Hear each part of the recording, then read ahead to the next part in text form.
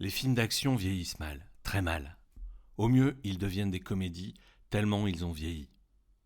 La faute aux effets spéciaux, la 3D a remplacé les maquettes. Le monde a évolué, on a tendance à ne voir que les choses périmées. J'aime bien voir les gens rentrer chez eux et écouter le répondeur du téléphone fixe, pour ensuite rembobiner la cassette, la petite cassette. Cependant, parfois, certains films d'action à l'ancienne restent cool.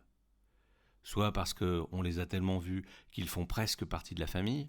Pour moi, je dirais L'Arme Fatale ou Piège de Cristal. Ouais, je sais, désormais on dit le titre original, Lethal Weapon ou Die Hard. Soit parce qu'il a un petit intérêt, que le film avait un message futuriste par exemple qui pour nous, depuis le futur, n'est pas complètement idiot. France 3 avait programmé Blue Thunder, Tonnerre de feu. Je n'ai pu le voir qu'en catch-up TV et uniquement en anglais sans aucun sous-titre. Les blagues de flics dans un micro d'hélico avec les pales qui créent un brouhaha derrière avaient eu raison de mon anglais.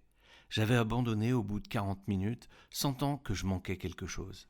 Je n'arrivais pas vraiment à trouver pourquoi France 3, qui se veut toujours un peu intello, avait reprogrammé un film de 1983 qui, a priori, vu la traduction française du titre, est un bon film de bourrin, un navet, dirait mon père. Je suis donc retombé dessus avec l'envie d'en finir. Los Angeles 1983, station d'hélicoptères de la police.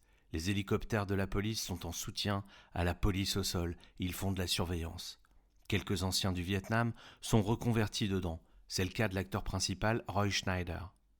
La fin de la guerre traumatisante du Vietnam, c'est juste quelques 8 ans avant.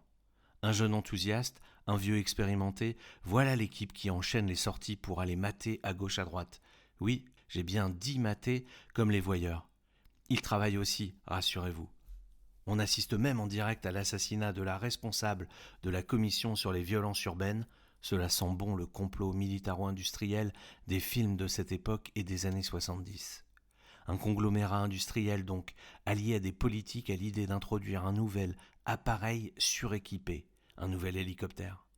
Mitrailleuse autodirectionnelle, canon rotatif, on est loin, très loin de vos papiers ma petite dame et des simples opérations de police. Certaines options sont incroyables, j'ignore si cela existe. Le mode super silencieux, des caméras thermiques qui scannent un bâtiment dans son ensemble, des micros hyper focus qui arrivent à prendre une conversation à travers les murs. Vous l'aurez compris, c'est un hélicoptère de combat. Les deux F-16 partis à sa rencontre vont vite en faire les frais. C'est même une tour de commandement cet hélicoptère. Les JO de Los Angeles 84 approchent, il faut rassurer.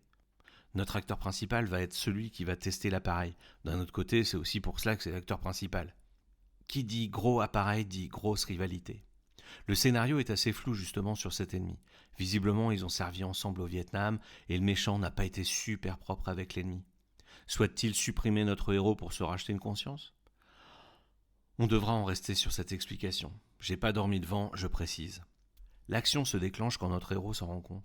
En plus, les méchants à la gueule vérolée vont supprimer le genou coéquipier qui avait enregistré les boîtes noires. C'est pas très sympa, d'autant que si l'acteur principal Murphy dans le film avait des doutes, désormais il en a moins. On va avoir de très belles poursuites dans LA, avec des hélicoptères de la police qui passent sous les ponts des Rios asséchés. Ils le sont presque toute l'année.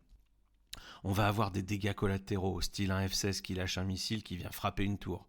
Pas super précis, et en plus, il n'y en a pas des masses de gratte-ciel à Los Angeles. On se fout des dommages collatéraux. En conclusion, vous me demandez pourquoi France 3 avait reprogrammé ce film. Eh bien, en plus de l'équipement militaire, l'hélicoptère est doté d'un système de reconnaissance. On dirait reconnaissance faciale aujourd'hui.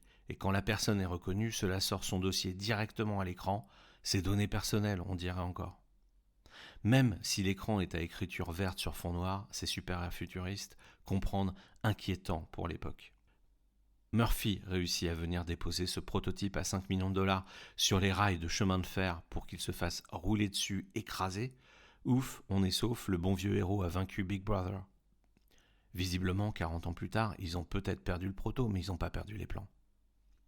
J'ai trouvé le moyen de braquer un peu l'algorithme de Netflix, gentiment. Il existe des codes de catégorie, pas nécessairement accessibles depuis la télé ou l'iPad, mais depuis un navigateur. C'est très simple, il y a toute une liste de codes, il y en a au moins 250, et on vous donne la liste sur notre site singeurbain.com.